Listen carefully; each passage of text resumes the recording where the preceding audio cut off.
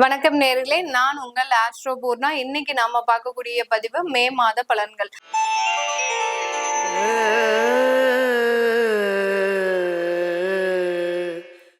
துலாம் ராசி என்பர்கள் காலபுருஷனுக்கு 7ஆம் இடமான அந்த களத்திர ஸ்தானத்துல இருக்கக்கூடிய ஒரு ராசி இந்த துலாம் ராசி. துலாம் அப்படின்னு சொன்னாலே தராசு.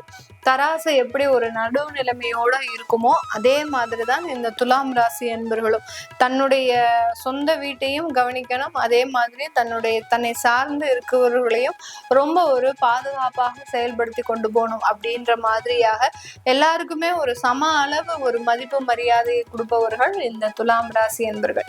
துலாம் ராசி என்பர்கள் கிட்ட இருக்கக்கூடிய ஒரு மிகப்பெரிய ஒரு பாசிட்டிவான விஷயம் அப்படின்னு கேட்டீங்கன்னா, உழைக்கிறதுக்கு அஞ்சவே மாட்டாங்க. இவர்களுக்கு பணம்லாம் வருமானம்லாம் 2வது பட்சம்தான்.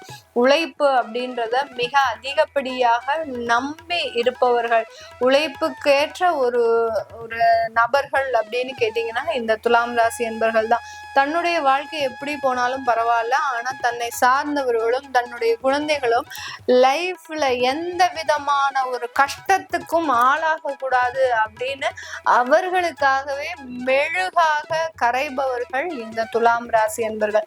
இந்த ராசிக்கு அதிபதி சுக்கிரன் அப்படின்னு இருந்தா கூட அந்த வருமானத்தை பெருமளவு ஸ்கோப் பண்ணாம உழைப்பை மட்டுமே நம்புபவர்கள் இந்த துலாம் ராசி என்பர்கள். இந்த ராசியில தான் சனி உச்சமடைந்து அந்த சூரியன் நீச்சம் அடைகிறார். அதனால இவர்கள் பெரிய அளவு பதவியை நோக்கி டிராவல் பண்ணக்கூடாது. பதவியை நோக்கி டிராவல் பண்ணீங்க அப்படின்னா அதனால பிரச்சனைகள் தான் வரும். துலாம் ராசி என்பர்கள் பொதுவாகவே இவர்களினுடைய அலுவலகத்துல பாத்தீங்கன்னா உயர் அதிகாரிகள் இவர்களுக்கு ஏதாவது ஒரு குடைச்சல் கொடுத்துட்டே இருப்பாங்க. இவர்கள் எவ்வளவுதான் வேலை செஞ்சாலும் ஒரு 20 hours 18 hours வேலை செஞ்சா கூட அந்த உயர் அதிகாரிகளுக்கு இவர்களினுடைய வேலையில திருப்தி இருக்கவே இருக்காது. இதை நீங்க நோட் பண்ணி பாத்தீங்கன்னா தெரியும். இந்த ராசியில இருக்கக்கூடிய நட்சத்திர அன்பர்கள் சித்திரை நட்சத்திர அன்பர்கள். இவர்கள்லாம் பாத்தீங்கன்னா சித்திரை நட்சத்திர அன்பர்கள்லாம் நிறைய இன்வெஸ்ட்மெண்ட் பார்ட்டை நோக்கி டிராவல் பண்ணக்கூடியவர்கள். எங்கெல்லாம் சொத்து இருக்கோ அங்கெல்லாம் சொத்து வாங்கி போடணும் அப்படின்னு நினைக்கக்கூடியவர்கள்.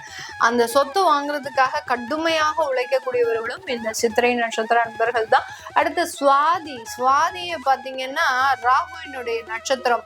அதாவது ஒரு மாயைய வீட்டுல எப்போதுமே கிரியேட் பண்ணிக்கிட்டே இருப்பாங்க. நாங்க தான் எல்லாமே, நான் தான் எல்லாமே, நான் இல்லைன்னா இந்த வீட்டுல எதுவுமே நடக்காது அப்படின்ற மாதிரியான சில மாயையை கிரியேட் பண்ணிக்கிட்டே இருப்பார்கள். அவர்கள் தான் இந்த சுவாதி நட்சத்திர அன்பர்கள். ஆனா சுவாதி நட்சத்திர அன்பர்களுக்கு இருக்கக்கூடிய ஒரு ஸ்மார்ட்னஸ் மாதிரி வேற எந்த நட்சத்திரத்துக்கும் இருக்காது.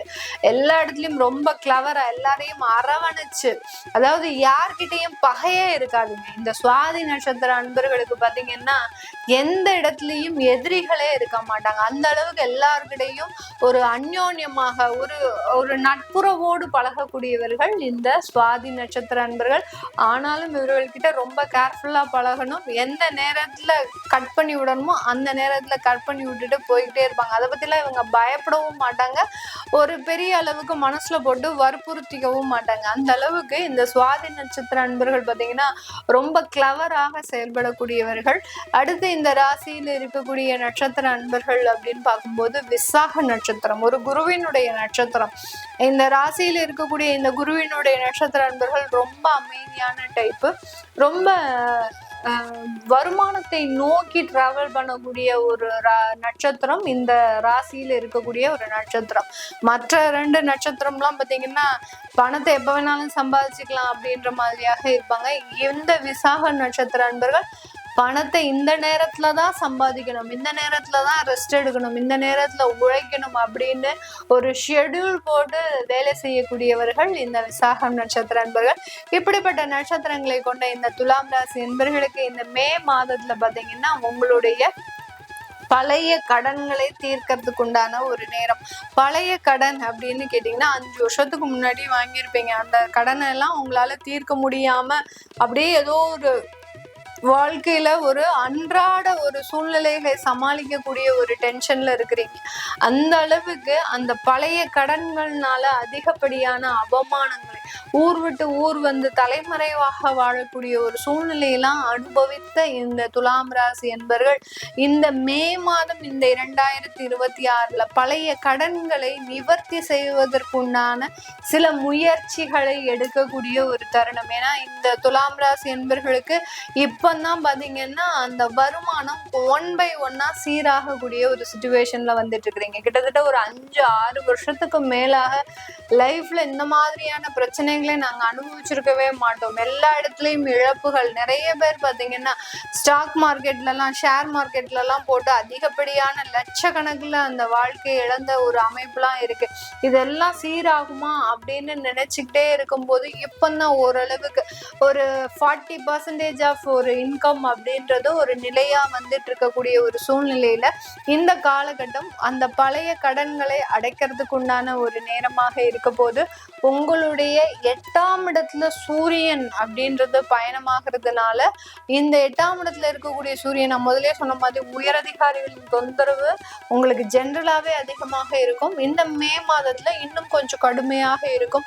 சிலருக்கு பாத்தீங்கன்னா பதவிகள் பறிபோகக்கூடிய ஒரு நேரமாகலாம் இருக்கும். அதெல்லாம் பத்தி ஒரி பண்ணிக்காதீங்க. இது டெம்பரவரி தான். என்ன நடந்தாலும் எந்த விதமான ஒரு ரியாக்ஷனும் கொடுக்காம இருங்க இந்த துலாம் ராசி என்பர்கள். ஏன்னா ஒரு 15 நாள் போகிட்டீங்க அப்படின்னா ஆட்டோமேட்டிக்காக அது சரியாகக்கூடிய ஒரு நேரமாக தான் இந்த ராசி என்பர்களுக்கு இருக்க போது. 9ஆம் வீட்டு அதிபதி அப்படின்னு சொல்லக்கூடிய அந்த புதன் 8ஆம் இடத்துல வர்றதுனால அப்பாவினுடைய உடல் நலன்ல ரொம்ப கேர்ஃபுல்லா இருக்கணும். அப்பாவுக்கு ஏதாவது ஒரு ஆபத்துகள் வர்றதுக்கோ ஒரு கண்டங்கள் வர்றதுக்கோ உண்டான அமைப்புகள் அப்படின்றது இந்த துலாம் ராசி என்பவர்களுக்கு அதிகப்படியாக இருக்கு. அதனால ரொம்ப கேர்ஃபுல்லா அவர்களுக்கு உண்டான மருத்துவ ஆலோசனை, அவர்களுக்கு தேவையான சில அறிவுரைகள் சொல்றது. ஏன்னா இந்த துலாம் ராசி என்பவர்களினுடைய தகப்பனார் பார்த்தீங்கன்னா எப்போதுமே இவங்க பேச்சை கேட்கவே மாட்டாங்க. நான் உண்டு, நான் என்னுடைய வாழ்க்கை உண்டு அப்படின்ற மாதிரி தான் இருப்பாங்க. இந்த ராசி என்பவர்களினுடைய சொல் பேச்சை கேளாத ஒரு நபர்களாக தான் அந்த தகப்பனாரும் இருப்பார். அதனால அவங்களுடைய லைஃப்ல இருக்கக்கூடிய சில சிக்கல்கள் அப்படின்றது கண்டிப்பாக இருக்கும். இப்ப அப்பா ஏதாவது அதிகப்படியாக கடன் வாங்கியிருக்கிறாரு அப்படின்னா அதனால தொந்தரவுகள் அப்படின்றது அதிகமாகிறதுக்கு உண்டான ஒரு அமைப்பு அப்படின்றது இந்த துலாம் ராசி என்பவர்களுக்கு இருக்க போது.